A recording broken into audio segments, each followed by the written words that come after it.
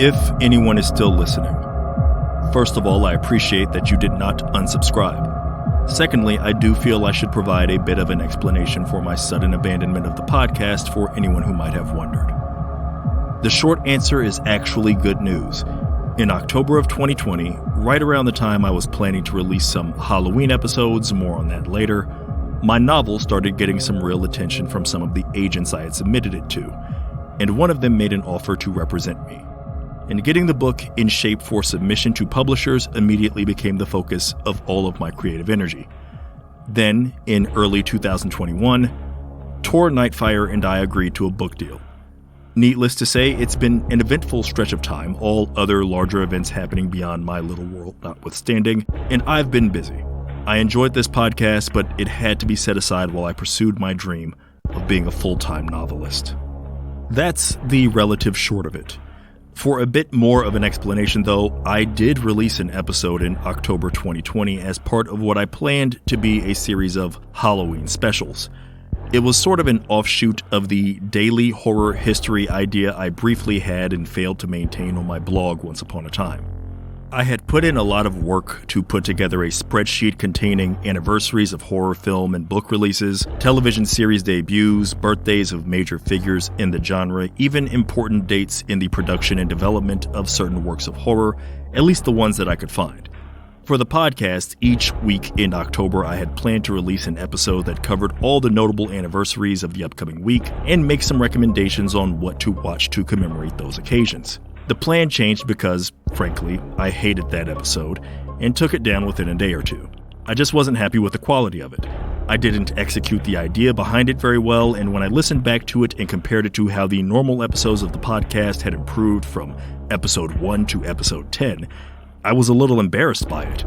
It came off as sloppy and a little bit lazy, despite the fact that I'd spent maybe more time on its research than any other episodes. Poor execution killed all that work, though, so I killed the episode.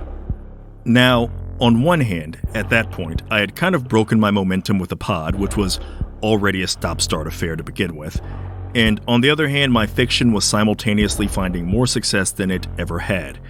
In previous years, I've been fortunate enough to sell some stories and had some published, but 2020, a calamitous year for humanity as a whole, was strangely my best year as an author by a long shot. I had my first 2 professional-level short story sales.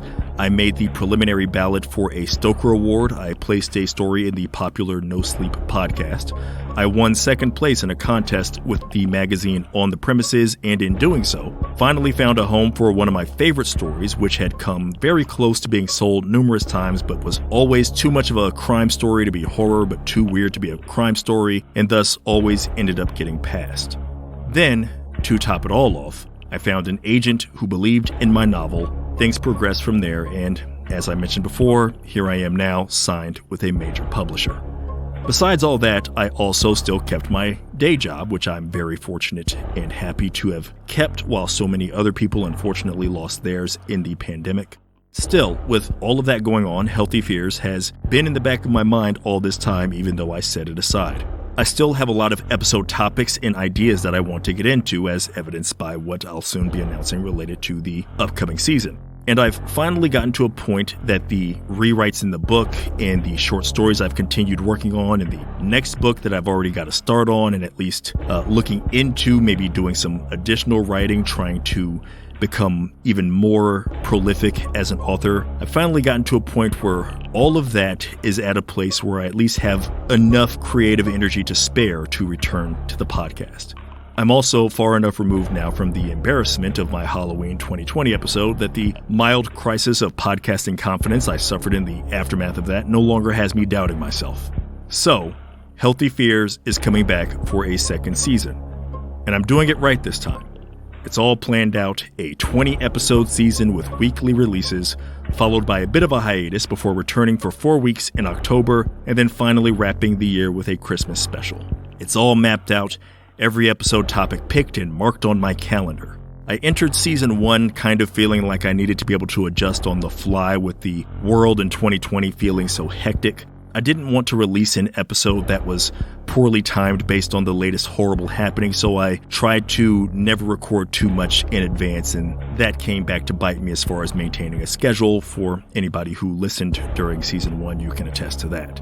Things aren't exactly super stable in the world at the time of this writing, but I am more confident in my approach based on the limited but very supportive reception I received, and I'm certain that I'll be appropriately tactful and thoughtful with each episode's subject. So with all of that said, welcome to Season 2 of the Healthy Fears podcast, and thanks again for sticking with it, or if you're here for the first time, thanks for giving it a shot. The first episode of Season 2 is coming out on February 15th, right on time to help us turn the page from Valentine's Day, and I'm looking forward to bringing it back to any and all interested listeners.